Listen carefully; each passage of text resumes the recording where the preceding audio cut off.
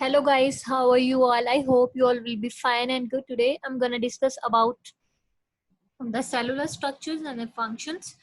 तो जैसे कि इसके नाम से पता चल रहा है कि हम लोग क्या पढ़ने जा रहे हैं। सेलुलर स्ट्रक्चर्स को हम पढ़ने जा रहे हैं, किसी भी सेल में पाए जाने वाले डिफरेंट स्ट्रक्चर्स को, और उनके फंक्शन को हमने पढ़ना है कि उनके फंक्शंस क्या हैं और कौन कौन से स्ट्रक्चर्स हैं वो हमारे पास मौजूद होते हैं।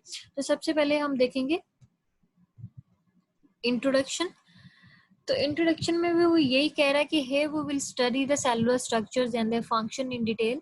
यहाँ पे हम सेलुलर स्ट्रक्चर्स को पढ़ेंगे और उनके फंक्शंस को डिटेल में पढ़ेंगे। A cell is made up of by assemblage of organelles. ये पीछे वाले जो लेक्चर है उसमें मैंने आप लोगों को बताया था कि जब डिफरेंट हमारे पास ऑर्गेनेलिज मिलती हैं तब जाके वो एक सेल बना देती हैं। तो यहाँ पे वही चीज वो मेंशन कर रहा है कि a cell is made by assemblage of organelles. Cell जो है वो ऑर्गेनेलिस के मिलने से बनता है। There are some structures in which in cell that are not organelles but still very important for cell. वो कह रहे हैं कि यहाँ पे कुछ ऐसी स्ट्रक्चर्स हैं जो कि ऑर्गेनेलिस तो नहीं है लेकिन वो फिर भी सेल के लिए बहुत इंपॉर्टेंट है। तो चलिए देखते हैं वो कौन सी स्ट्रक्चर्स हैं।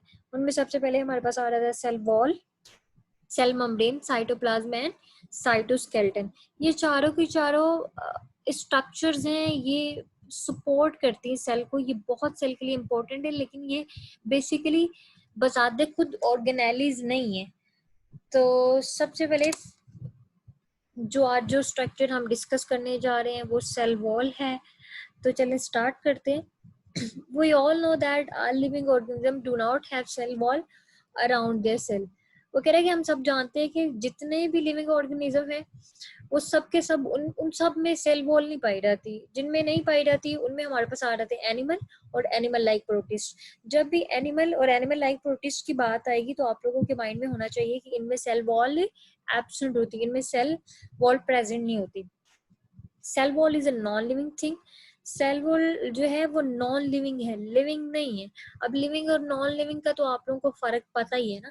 And strong component of cell located outside the plasma membrane. और ये प्लाज्मा मेम्ब्रेन के बैरूनी हिस्से पे जो हमारे पास वो वहां पे मौजूद होती है। और इसके आगे काम क्या है वो हम देखने जा रहे हैं। It provide the shape, strength, protection, support the inner living matter of cell.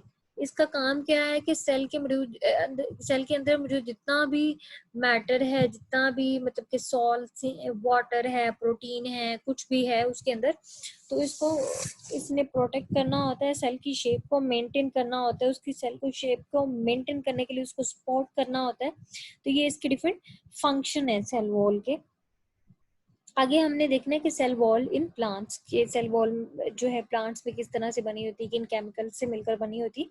Plants have a variety of chemical in their cell wall. Cell wall में, प्लांट्स के सेल वॉल में डिफरेंट तरह के जो हमारे पास केमिकल्स होते हैं। The outermost layer of the plant cell wall is known as primary cell wall and the cellulose is the most common chemical in it.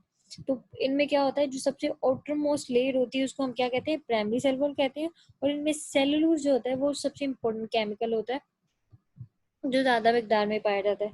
Common plant cell for example xylem cells also have secondary walls on the inner side of primary wall. तो वो कह रहे हैं कि common जो मतलब कि कुछ प्लांट सेल ऐसे भी हैं, मतलब कि जैसे जाइलम की हम एग्जांपल ले लें तो इसमें क्या होता है, इसमें हमारे पास प्राइमरी वॉल के फर्दर इनर साइड पे हमारे पास सेकेंडरी वॉल भी होती है।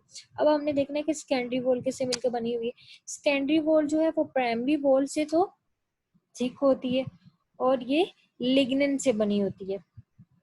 There are pores in the cell wall of adjacent cells through which their cytoplasm is connected and these pores are called plasmodesmata.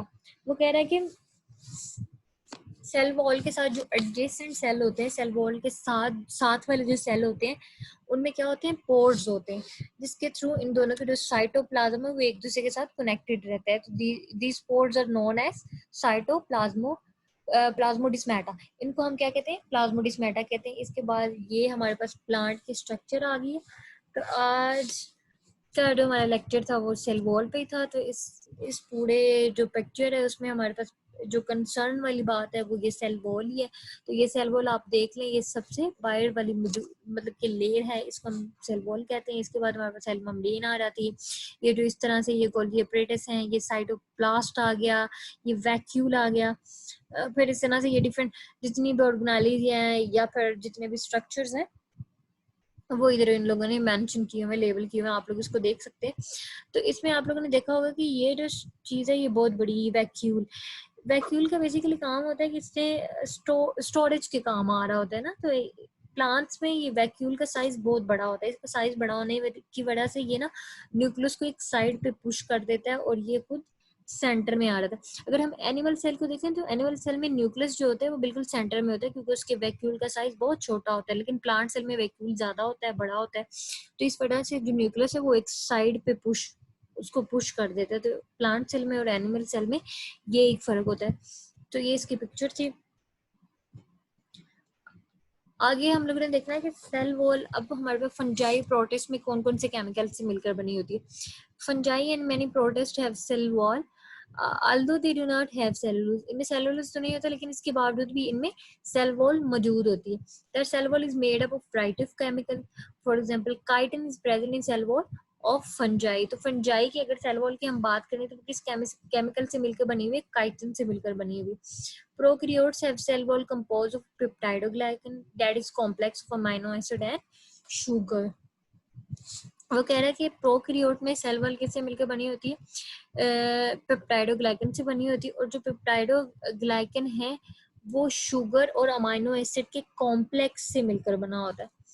तो ये था आज का लेक्चर। आज के लेक्चर में हमने पढ़ा कि सेल वॉल क्या है, इसका काम क्या है और ये किस तरह से डिफरेंट सेल्स को सपोर्ट कर रही होती है। तो आई होप आप लोगों को मेरी वीडियो अच्छी लगी होगी। अगर आप लोगों को समझ आई है तो काइंडली लाइक करें और कमेंट कीजिएगा। अगर कुछ चीज़ समझ नहीं आती तो then please comment below the video and मेरे चैनल को सब्सक्राइब करें, मुझे सपोर्ट करें। Thank you so much. अल्लाह हाफिज़।